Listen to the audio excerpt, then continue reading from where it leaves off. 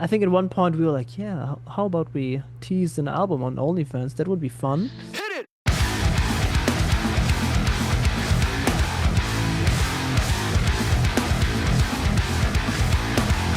Hello, my name is Vic, and I will be the one interviewing you on behalf of Ultraviolet Magazine. How are you doing today? Hi, this is Alex of VIANOVA. Yeah, nice to meet you. And I'm honestly a little bit annoyed just because of just general life stuff.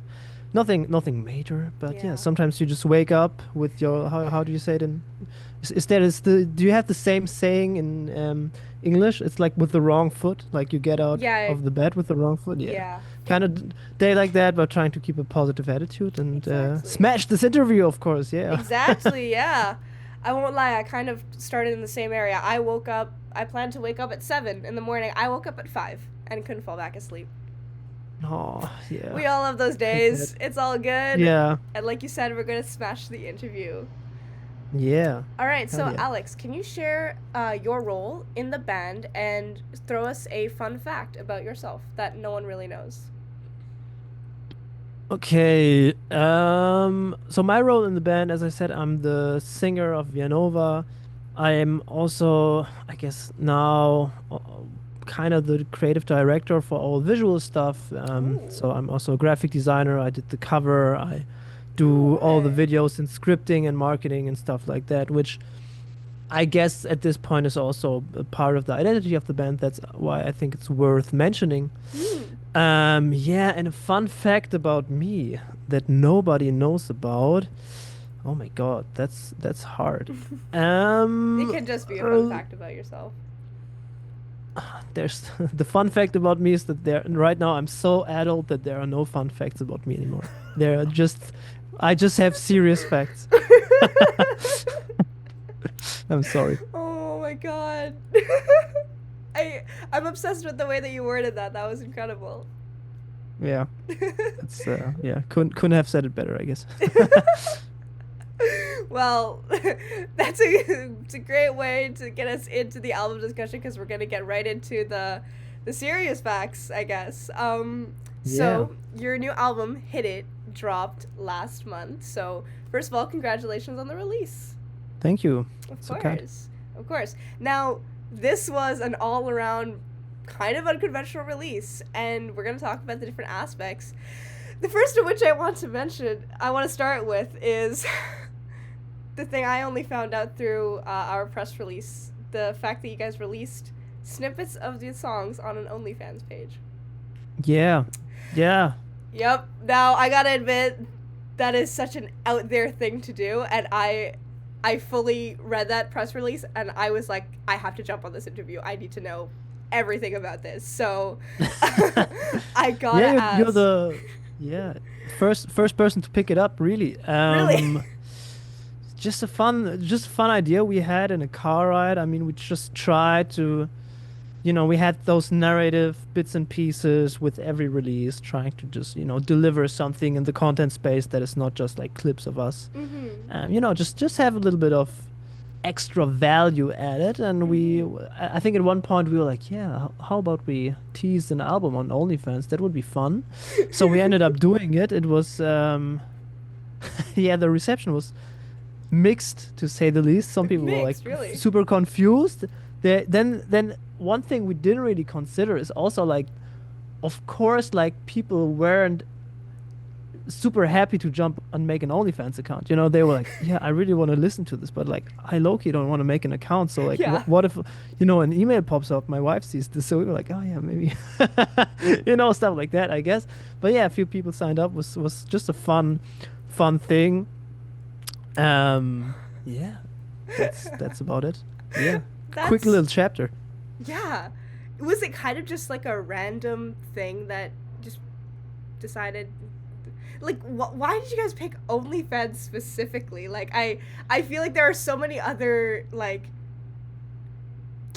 I mean, platforms it's out it's there. obviously for the yeah, it is for the shock factor. I mean, I think just with the, we started doing those like narrative lore-esque Mhm. kind of videos, and like I think you always have to deliver some kind of comedic bit. I mean, with each release, we have something that just like grabs your attention and just tells a fun story, really. And you know, the OnlyFans thing was, I think, the most outlandish thing that you could have done. I mean, you could have done a Patreon, right? But like the joke was, we also had like the story video like announcing it, is that like we as musicians, which is kind of the reality, we don't make any money off this stuff at this point, right? And then it was like, okay, how about we do an OnlyFans to make some money, and then to, you know, to really tease it, or like to really gather some interest. We were like, okay, we are going to put the thing on there that everybody like wants, you know what I mean? Just like the spicy forbidden thing, which at this point were album snippets because the album was not announced actually. So like that was just a fun way of playing with it, and also like, I guess just getting people interested. I think you really have to make some bold moves, I guess, to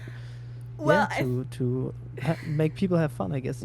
Yeah, well, creating an OnlyFans account, I think, is the boldest move that you could have possibly made, and I honestly applaud you guys for that, because that's crazy, and I love it so much. I think it's so funny. Yeah, but it was like like it is crazy, but in a way, like I also feel that it's so like just baked into just pop culture at this point that it like it doesn't, like, it's not even feeling like, to me at least, that like dangerous, you know what I mean? Because like people are joking about it, like people are referencing it and stuff like that. It's like people are like casually saying, oh, like if I don't make any money, maybe I should make an OnlyFans, you know. Not like that's like as a joke, people say that as a joke. So like it just like it's not like that, like it is outlandish in a way, but like to me personally, it like does not feel that outlandish in a way. And also like it was way too easy, you know. Just go on the website, I've also like known some people like in the past. I also know one person that actually has an OnlyFans, I think. So like it was like, okay, I guess they have one. Why don't we make one as well, I suppose? Right? Oh my god.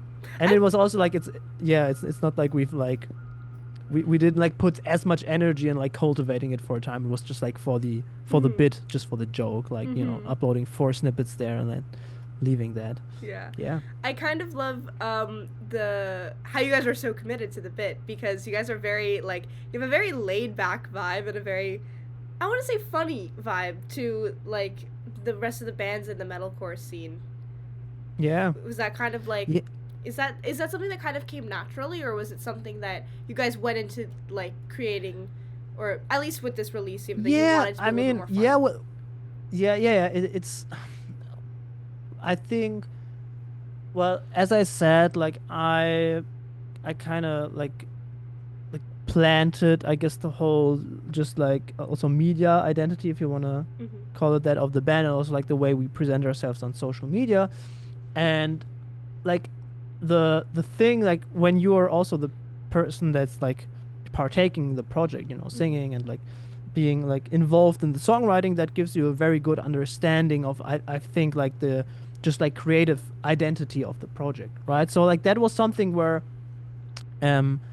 early on I could feel out like, okay, how does this music sound like, what's the vibe on it? And that was also something that we wanted to do. We want to deliver something that is, you know, emotionally like mature and serious and, you know, impactful, but also like doesn't take itself too seriously. And like there's a lot of just like inspiration coming from other genres or like even movies, where you notice that there's like a fun, lighthearted nature to the thing, but like at the end you're still, you know, at the end of the album you're still like emotional, or like you're watching a movie that is fun and lighthearted, but at the end you're still crying. So like this whole dichotomy of like, okay, you know, either it's serious or it's fun, you know what I mean? Like we kind of like didn't want to have that distinction. We want to be like, I guess life in a way, you know, you can laugh, you can cry, you can be angry, you can be happy.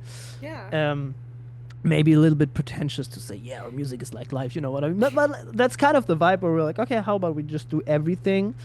And just, I think like for me also, like when I first thought about like how we want to present this on social media for like this cycle of the album, I was a little bit annoyed just because like I was doing like just experimenting with TikTok and stuff like that before. And one thing that I like annoyed me a little bit was just that it's always me, not the band. So like, it would be me Yeah. just sitting in front of my phone, like filming little clips. And I was like, yeah, but we're a band. It would be cooler if it would be centered around like us being a band, right? Yeah.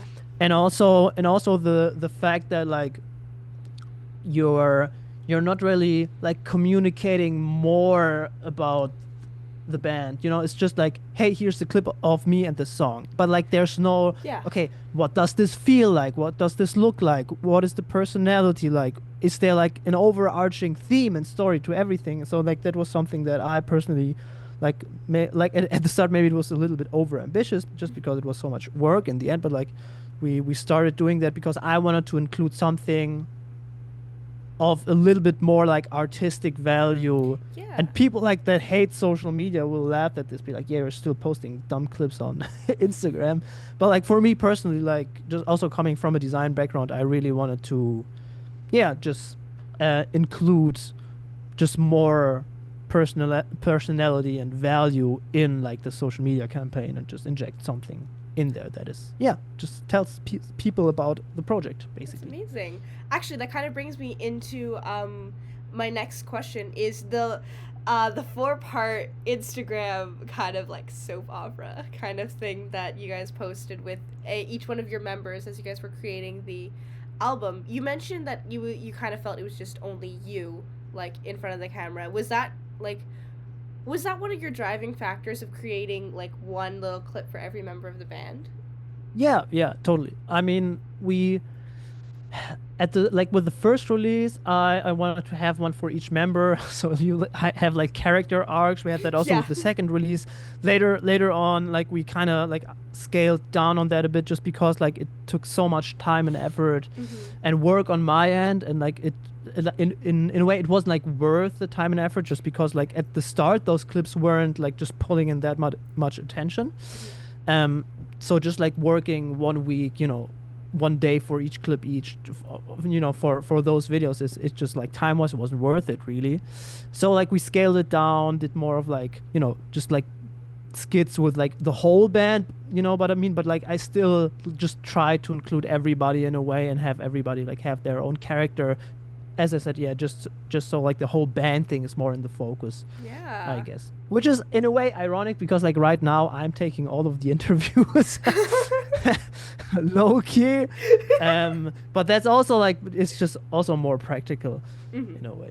Yeah. And I can also like I can get on here and just yap my mouth off and be fine. So Well, I gotta tell you, as someone who's doing the interviewing, I love it when people just start yapping because you get so many like aspects of and like answers to questions that you didn't even know you had. yeah. Like already now Yeah. we've knocked off like 3 of my questions because just got to hear you like talk so in depth about this, and I'm loving it. Yeah, I have the tendency of talking also too much sometimes. So It's never a problem. also in when I talk interviews. about the project, I think the problem is that like this is the stuff that really interests me. So like when people like you're coming to me and like you're just like popping off like the the top of the bottle, so Yeah. like everything just And everything just blurs comes out. Yeah. I'm the Yeah, same yeah. way. I'm the same way.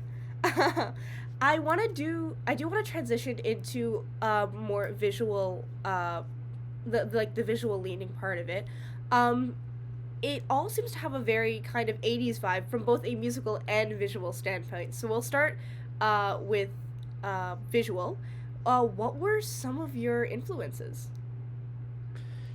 Yeah, let me think. I mean, Yeah, of course, take your time. just like I did a mood board before, and like one thing that was prevalent there was I think Wes Anderson movies, just because I watched a Okay. few at that time, just because they're so colorful and Yeah. playful, and like they have, as I said, like this thing of just like being serious stories in the end and having like those emotional moments, but also being like very fun and playful. So like I felt like that was something that really resonated with me, and also like just the whole colors of like more muted pastel-ish color schemes, like that was also something that I just felt was right for the music, I think. And it's also like you want to make something that is like that is like connected, you know, where you like see each release, let's say, or like each music video, and you feel like they are, you know, there's a thread running through all of those. Mm-hmm. And but you also want to have like a little bit of room to play for each individual release, just because like this album is so diverse that I feel like for me like every song feels like a different color, right? Yeah. So like I wanted to have like that option there. Yeah, and also like that, also just like yeah, I think Tyler the Creator, also Ooh. big influence there, just because like, but also what, like with the music videos and like just being very fun and vibrant and playful. Mm-hmm. That's something that was in there. Yeah, and also listen to a lot of Silk Sonic, Bruno Mars and Anderson .Paak. They also Okay. had the retro vibes, and also like the other classic stuff, but like that more on the music side, I think, not the visual side. Yeah. Yeah. You mentioned the Wes Anderson. When you mentioned Wes Anderson, my mind immediately went to colors because that muted color palette. I think it worked very, very well. Yeah, I think it's just because, as I said, like when you're like part of the project, like I know how it is to work as a designer for a project that you're not part of, where you like Mm-hmm. have to think yourself inside the project, and then Yeah. I also see if like your vision overlaps with the vision of the band, let's say. And like just because like again, since I'm, you know, involved from the start, I think it makes it way easier for it to feel like a natural extension of the project's, you know, like sound identity, you know what I mean? Like the Yeah. visual identity makes more sense, I 100%. suppose. Yeah. Actually, let's just talk a little bit more about that. Like you kind of touched on it. Like with your background, you said your background was in like graphic design, right? Yes. Nice, nice. I'm a designer myself, and Oh, uh, nice. yeah. How like you did touch on it a little bit, but you said it really helps you create like the sound identity. Yeah. Can you elaborate a little bit on that, or kind of like the I don't identity? think I don't think I have said that in that way. However, like in a way, I do think that that is something that has influenced the way that I think about it. And I have to mention at that point, I mean, as I said, like I'm taking all the interviews, so I feel like I'm taking a lot of space, but like we're still, you know, creating the music very like, you know, Mm-hmm. collaboratively. And like um I would say that like with this album in specific, I was like with Felix, our guitarist, like I guess in the creative driver's seat for what was happening. However, you know, since I don't play guitar, I can't produce, I don't do this stuff, I can't like, I don't want to like make it seem as if I'm like taking the credit for all of Mm-hmm. this stuff, just because it's like very symbiotic in the way that we're making the music, and I myself like couldn't do all that. However, I noticed that just the way like my influences and input for the music and the band are, I think, like what really influenced me there was also like just learning about like art history, and just Oh. like how like different, yeah, just different, how do you say it, just periods of influences, like I just like Okay. come and go, and like noticing, like trying to notice patterns, and like also like thinking about like what's going on in metal right now, Yeah. and like where like, and like how I relate, or like we as a band relate to that, and being like really critical about that. I think that's something. And also like I guess having like also differentiating between the contents and the aesthetics of things, for like, you know, so the content is, I would say, just the, maybe you could say like the harmonic stuff, or like the structure of a song, or Yeah. like the lyrics that you're saying, and then the Mm-hmm. way you're presenting that, right? And Okay. those are like two like very different dimensions. And like if you like, you can make something that in the way of the content maybe is not as crazy, but like if you experiment with the aesthetics a lot, then you get something that is really wild. And on the other side, like if you, like if all the aesthetics, for instance, like the way the guitars sound, or like the mix is structured, or like the production elements that you're using, you know what I mean, if you're just like doing what everybody else is doing there, then like it will feel very samey, even if you maybe have a perspective that is like different, you know, Yeah. just stuff like that, just like thinking about that on, you know, and like just spending a lot of time thinking about that for this project, I think has Yeah. helped a lot. Yeah, there you can definitely tell you guys did think about it a lot. Like you mentioned the production. I really liked the production on the album. Thank you. Personally, you're welcome. I have to credit also like Leon, our producer, for that. Just like have to shout him out Hell yeah. on Leon Schmidt. Yeah. Nice. I also really do appreciate that, like, you said you're like taking all the interviews and stuff like that, but I do appreciate that you're shouting out like the collective effort of the band. Yeah. Yeah, I mean, that's the thing. Like as a singer, as I said, like I know that I'm like I think like quick to take up these like situations. I can just like get in Mm-hmm. there. Yep. So it's like very much more efficient and like also like just being in like every step of the project, thinking about it a lot. I think I can like talk well on behalf of the band, but I just like have to mention that again. It's a collective effort, and like I myself wouldn't be able to do any of this alone, which I think is a beautiful thing, really. Yeah, yeah, and oh, you mentioned like all of the thought that's gone into the album. It seems very, like it's all very clearly well thought out, and it's very original. Like I definitely did notice some elements of just things that I wouldn't necessarily hear in metal, and kind of, you know, you were talking a little bit about thinking about what's going on in metal recently, and kind of you mentioned being critical of that, and I've noticed just being in North America, that a lot of these international bands are starting to take off because they're doing something very, very original. Was like, did you go into this release with the idea that you wanted to create something different, or what was kind of the process behind that? Yeah, yeah, totally. Um, I think it's hard to phrase these things just because, like, if you just say, yeah, we just wanted to do something different, it's like it comes off as a little bit, you Yeah, know what I mean? yeah, Like you're a little bit full of yourself in a yeah. way, because, like, ultimately, that's something I said in another interview as well. Like, depending on how you view it, like, stuff can either be like very different or not different at all, right? Just because, Mm-hmm. like, if you have something that, like, if you have a person that only listens to experimental noise music, they will like listen to the album and be like, oh, cool, it's metalcore. What the hell is different about, you know what I mean? It's Mm-hmm. still like riffs and breakdowns and like clean parts and stuff. Like, Yeah. whereas like the revolutionary like part that some people in the metal community keep talking about, you know Yeah. what I mean? And then, but if you just listen to, like octane core bands, you will be like, oh wow, this is like very different. And this is also something that happened to us where we released the first single. We didn't really anticipate the reaction to be so like shocking in a way, just because people were like, what the hell is this? This is so crazy, so different, you know what I mean? So like Yeah.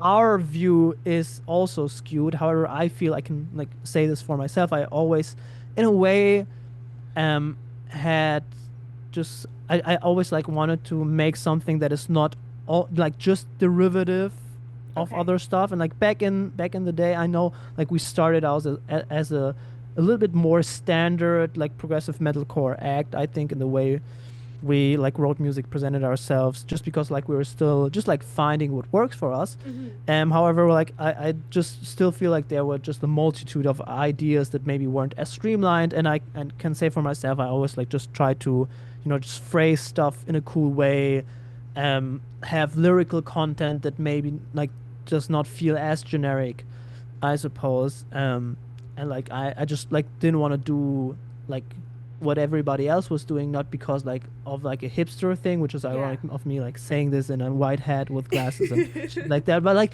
just because I felt like there's no point in like just rehashing old stuff without like adding just a pinch of your own identity to it, I guess.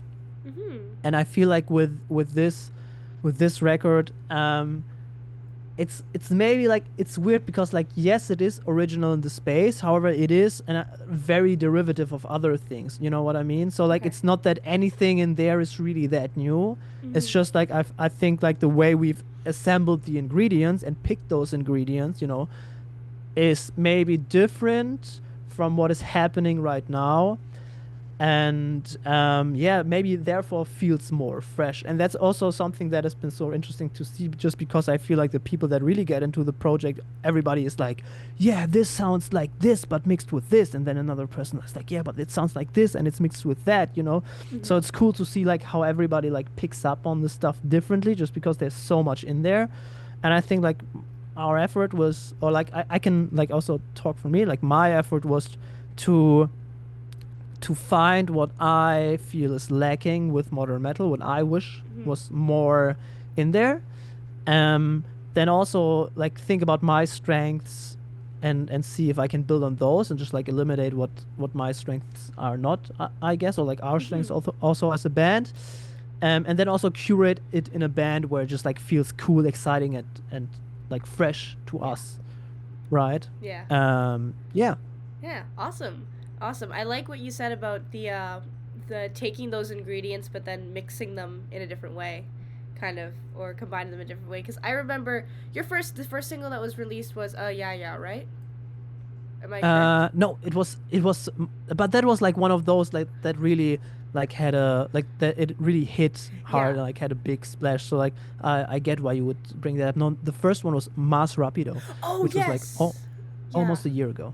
Yeah. Yeah. That one was crazy. I listened to that one.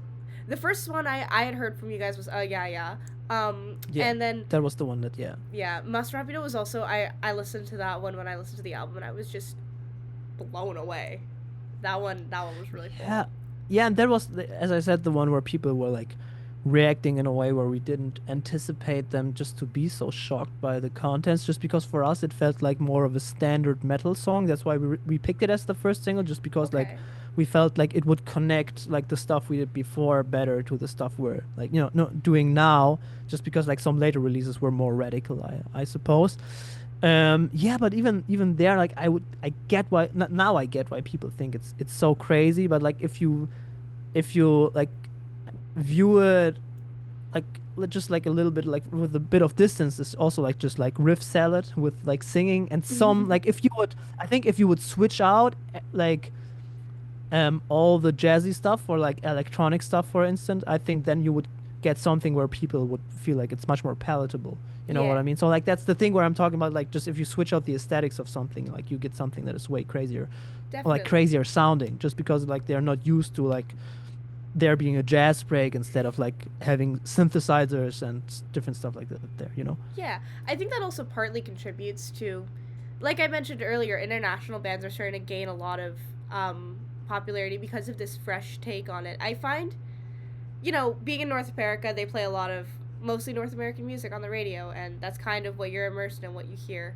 And actually, I'd like to ask, like, do you find that maybe international bands, like maybe not just bands from Germany, from other places, within like the metalcore scene, do you think that they have like, like a fresher take on metal, or just a Yeah, I think it's significantly it's different one? really it's hard to say that, just because I know like I feel like also in America like there are so many bands right now that if you dig deep enough you will find bands that are doing crazy stuff. Like two that are popping to my mind, like they're called From Joy. This one band called From Joy and like Omerta, which are like two small bands that are also Yeah. like doing super crazy stuff from America. They're I think not like we're right now like we're a little bit bigger than them. Not saying that for ego reasons, but Yeah. like they've been doing that before us. You know what I mean? So Yeah. it's not like those bands weren't around. Callous Dower Boys are from America as well, right? Pardon? Yeah, they are. There's a band called the Callous Dower Boys. Yes. Yeah. Yeah, That. and they also dropped a record that like comes up like in the conversation of our record as well, just because like I think the record is very different from what we're doing, but it's still also like just progressive-ish metalcore, mathcore Mhm. type of stuff that is like also just like not ticking like the standard box, you know what Yeah. mean? So I wouldn't say that I do think there's a lot of special stuff, but it does feel like there is an American sound, and I think like the big American bands, it feels like they are doing something that is more like grand and big and streamlined in a way, I Yeah. guess.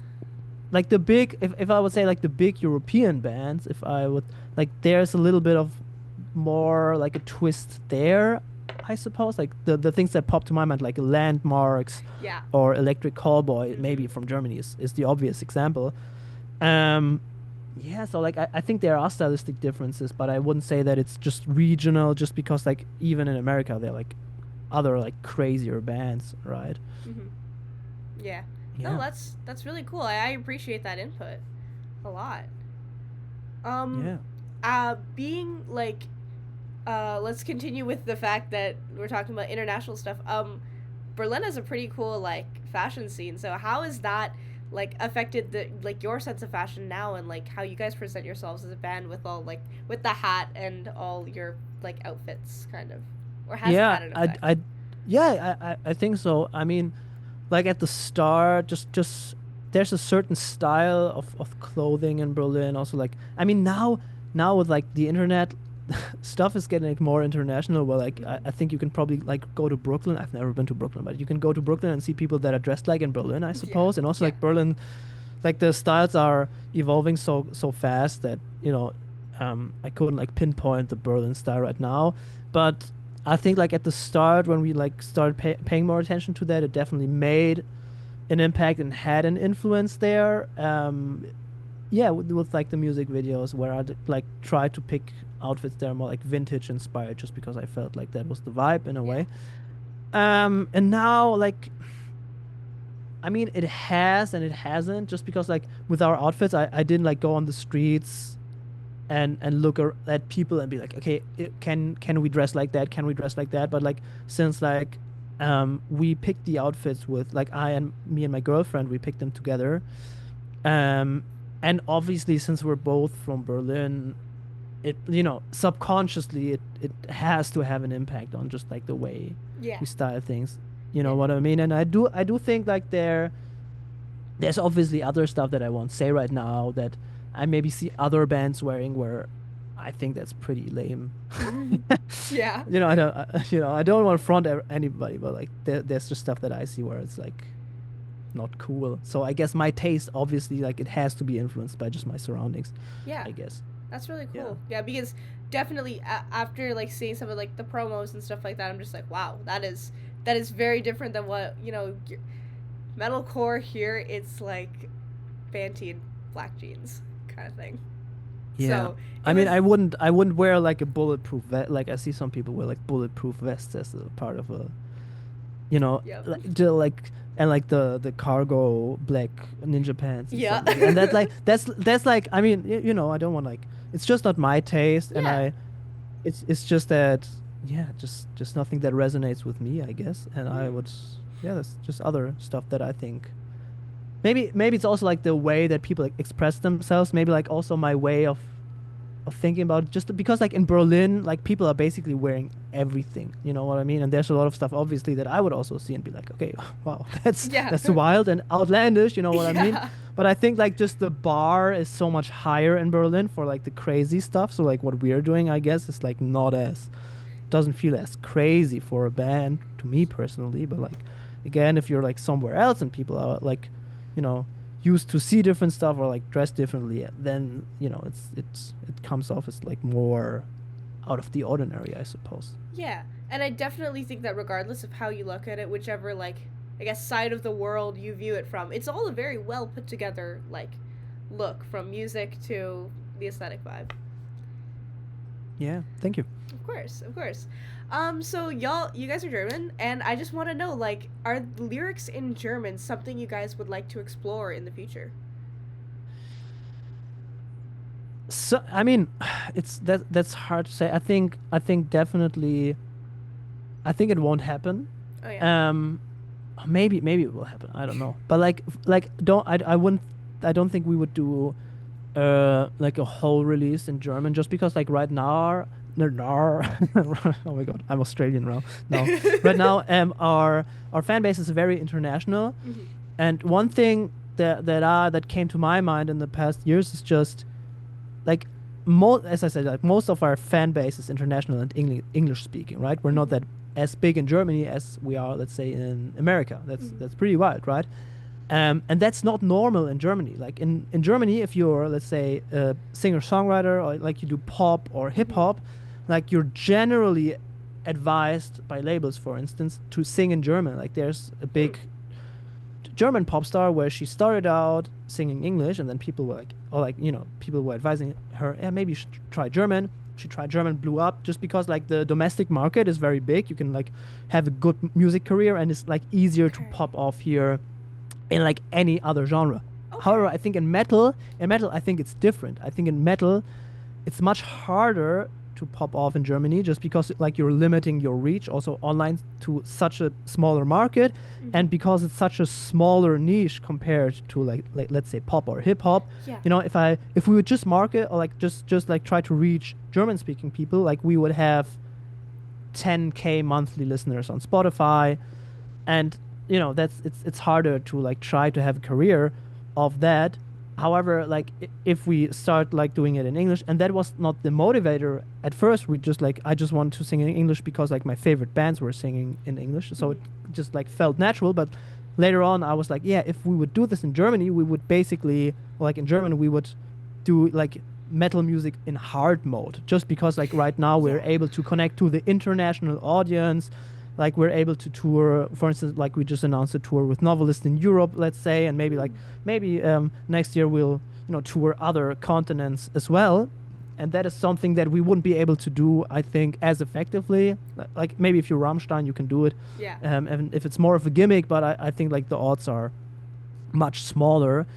Yeah, so I think like just removing that part where people get to resonate with the lyrics is, I don't know, I don't feel if I would feel confident in that. However, I have to add, sometimes I stumble upon phrases that I feel like are super hard.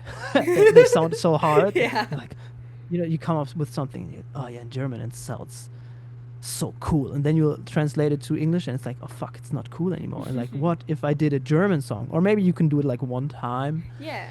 And maybe like you would like if I would write lyrics in German, I would also, maybe it would be even more authentic and like reveal another layer to the artistry that I wasn't aware of before. But in a way, like, what is the point if people don't understand it? So That's true. Well, would you ever like? Are there any songs that like are currently released in English that you would ever consider releasing a German version of it, like doing the lyrics in German? I've never thought about that, and I think it would be like super like hard, just because like with the lyrics, and like I also think about like phrasing and rhythm.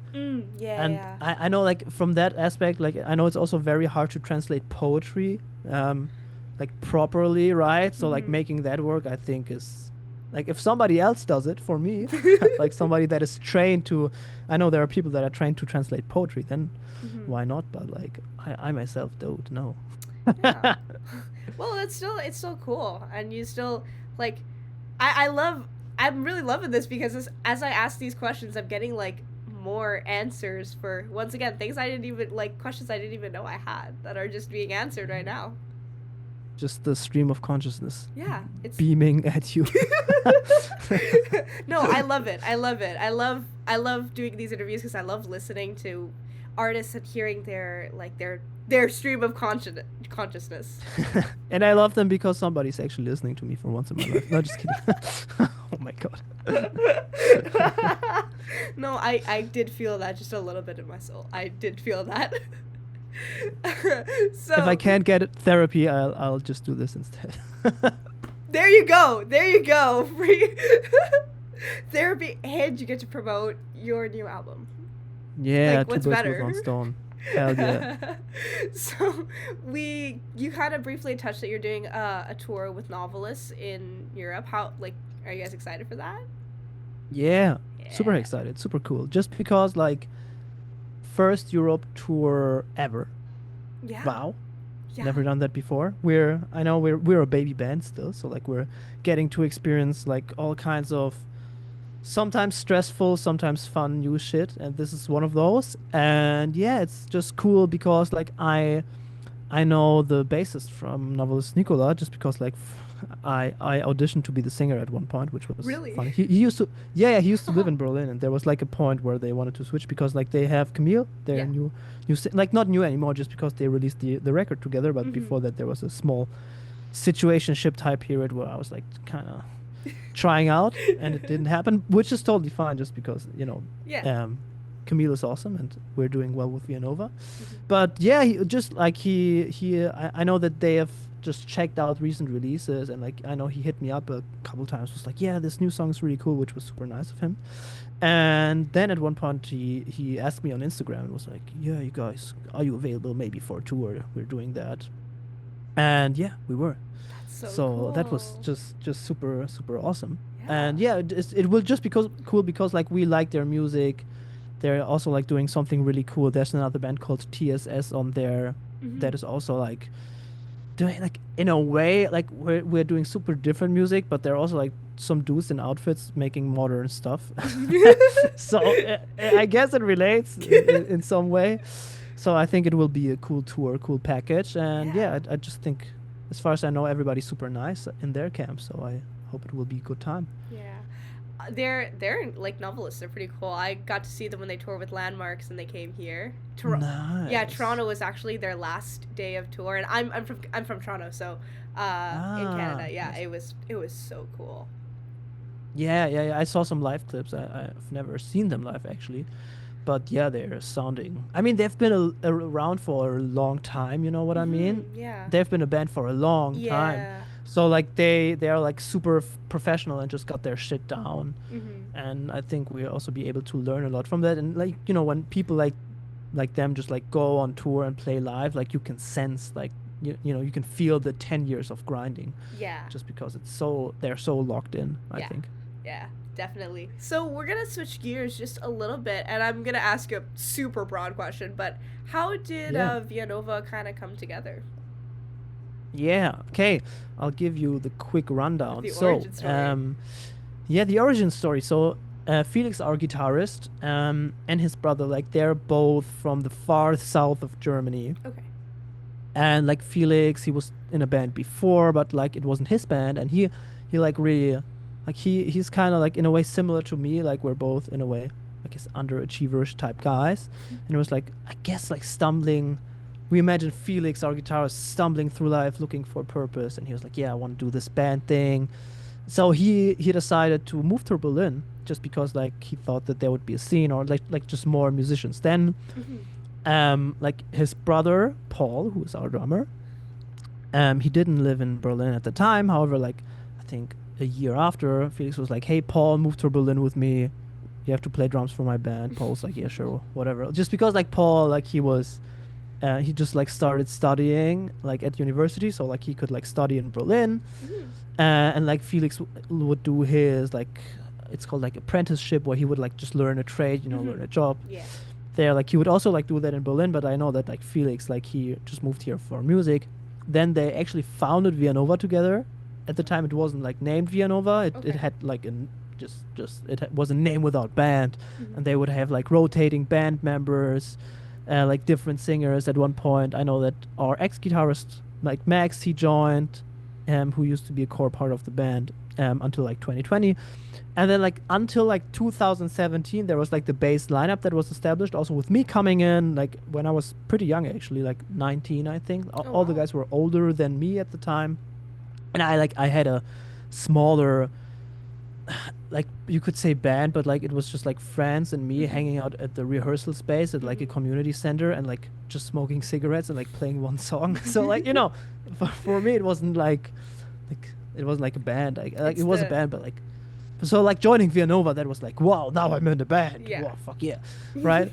And everything felt super super crazy and bigger just because like they had amps and like a cool rehearsal space and they Yeah. had multiple songs written. I was like, what the fuck, this is crazy, man. So yeah, I joined them 2017, and then just like you start taking your baby steps. We had a few songs written, and then like played some local shows, shit like that. Then we put out a first EP, stumbled through being a band, but like nothing really major happened. Then like there was the corona lockdown, and I know like Felix just like kept improving on his songwriting, and also like then we had also some restructuring where our old bassist Sebi, like he was like we kind of kicked him out of the band, really, Oh. which is yeah, but like it was okay in the end, but like it felt like a dick move. But we were like try hard, we were really try hard at that point. Yeah. And then also like we parted ways with our guitar, like the second guitarist at the time, Max. Yeah, and then it was us, and then like our current bassist Raul, like he joined in 2020, so like that's where the now lineup was formed. I know, Oh, okay. giving a lot of lore, but like he joined then first as like a session player to record the bass, and then we were like, oh yeah, you're doing a good job, why don't you just like join the band?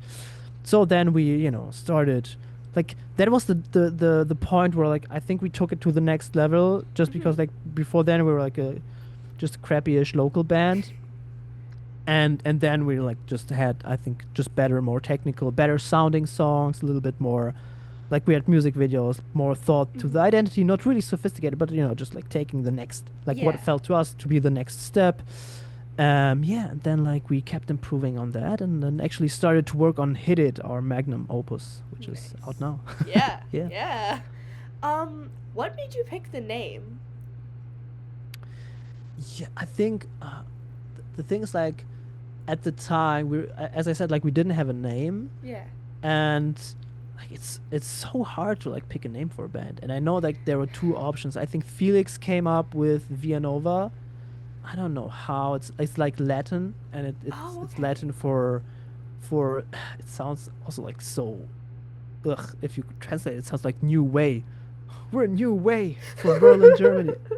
And I think at the time there wasn't really so much of a thought to it, just because like it was like VIANOVA sounds cool. It's Yeah. one word. It looks cool. Yeah. I guess, but like now you could say like yeah, and that's why they're like evolving so much, and they're so like picking new ways of approaching music because their name is New Way in Latin, because it's so meta. But like that thought like wasn't there at all, right? And like I know that the other option at that time was Daisy Me Rolling, so like they see me rolling, but like a daisy, like the flower. Like I know somebody, I don't know who brought it up, but it was like, okay, we have two names to pick: Daisy Me Rolling and VIANOVA. And they were like, okay, let's go with VIANOVA. Daisy Me Rolling is so funny. Yeah, it would be so funny. And Yeah. low key, I don't know, like if it would be Daisy Me Rolling, Hit It, maybe it would have worked out as well. I don't know. I was gonna say, like, it kind of fits in with the like the laid back chill vibe that you guys have, so it wouldn't have been completely Yeah. outrageous. Yeah, but it's still a bit outrageous. Yeah.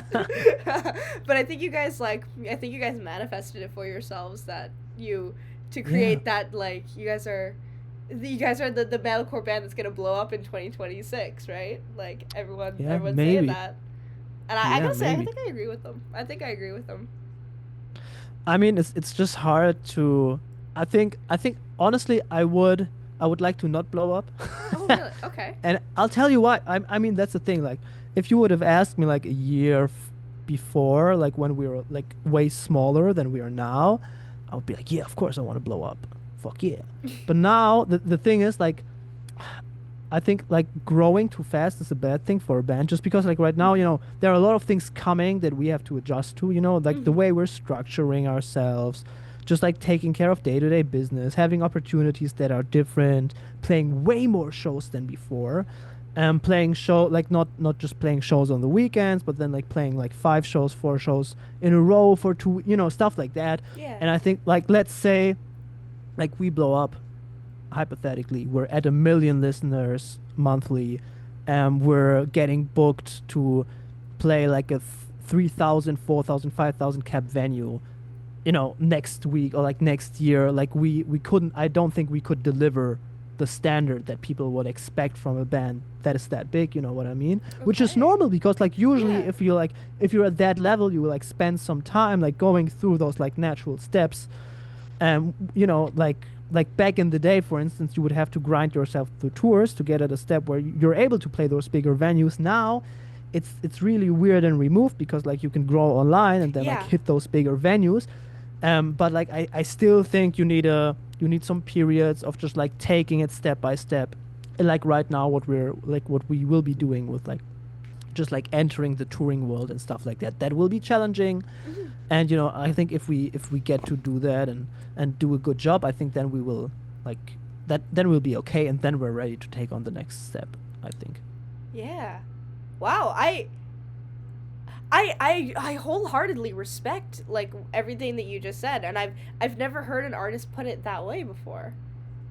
Yeah, I mean, as I said, like a year ago, I would have said it differently, or maybe like if we're like used to touring for 1-2 years, maybe then I'll be like, okay, give us Yeah. the really big stages or whatever. Yeah. But yeah, I don't think in metal it wouldn't be a good thing, just because you have more eyes on you and people would be like way more critical. And if you do a bad job, then just because you've never like played a show that is 1 hour and 10 minutes long, you know what I Yeah. mean? Like it's not something you should do. And I think like, for instance, if you look at a good example of that, like Sleep Token, for instance, they blew up.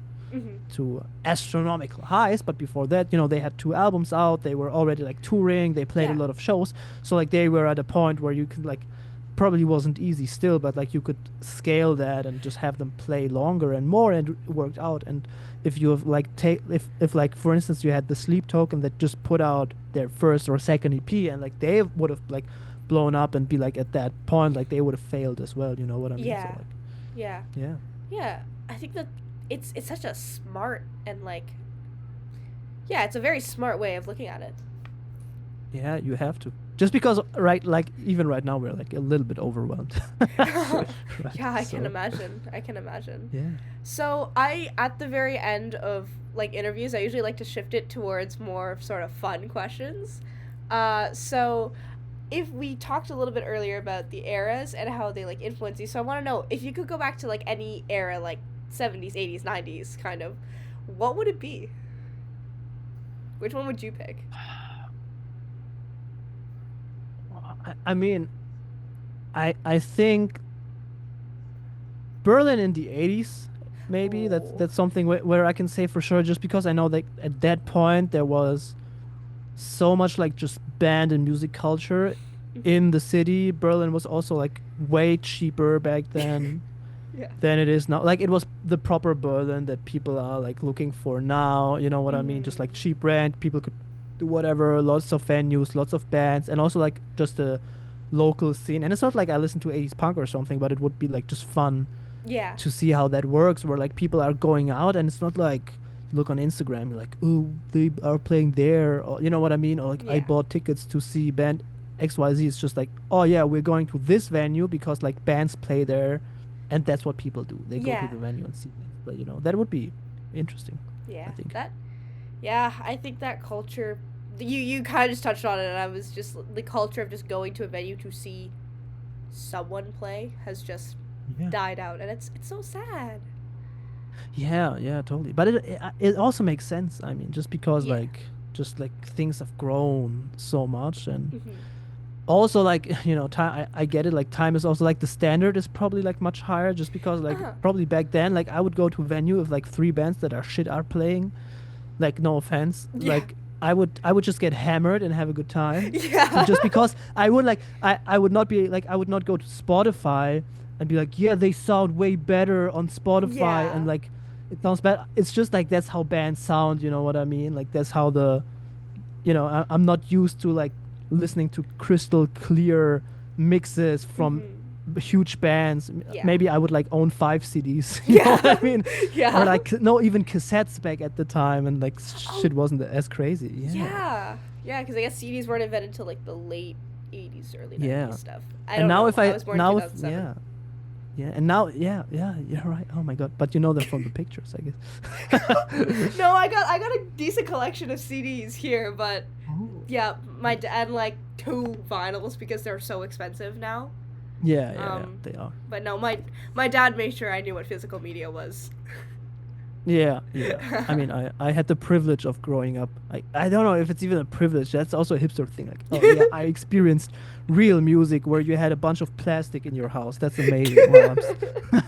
And now I own like vinyls. I own like 4 vinyls, but I don't have a vinyl player just because that's expensive. Me neither. Yeah. But I would love to. But like I get it. Like spending money on music, man. Fuck that. You mentioned it's just a bunch of plastic in your house. Now you replace the plastic with whatever the hell these things are made of. Yeah, but it's the same thing with like, for instance, like books. It's nice to own books, but like if you've moved once in your life with a bunch of books, like you will know what a pain in the ass it is, just because like you have like so much more stuff to carry, and you're like, then you're thinking like, will I ever pick this book up again in my life? And the answer is usually no.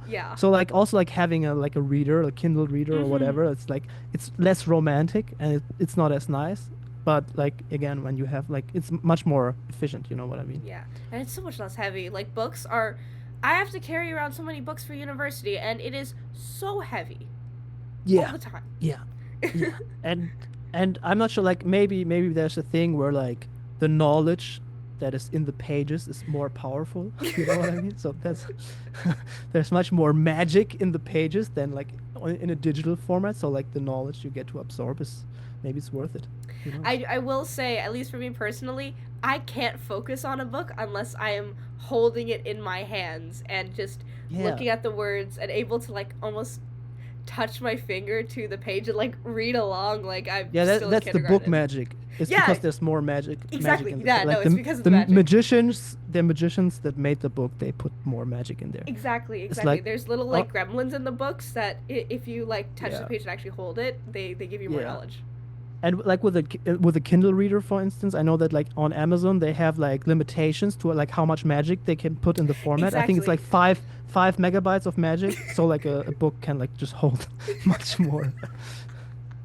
Yeah. Oh my god. I'm so sorry, but I have like the next interview lined up. Oh yeah. In a few Okay. minutes. So like if there's anything urgent we need to get out of the way. No, Let's these do are all that. just kind of like some fun questions. So I will just hit my last question now. So Yeah. do you have a message you would like to share with your fans or to those who are upcoming musicians? Get therapy.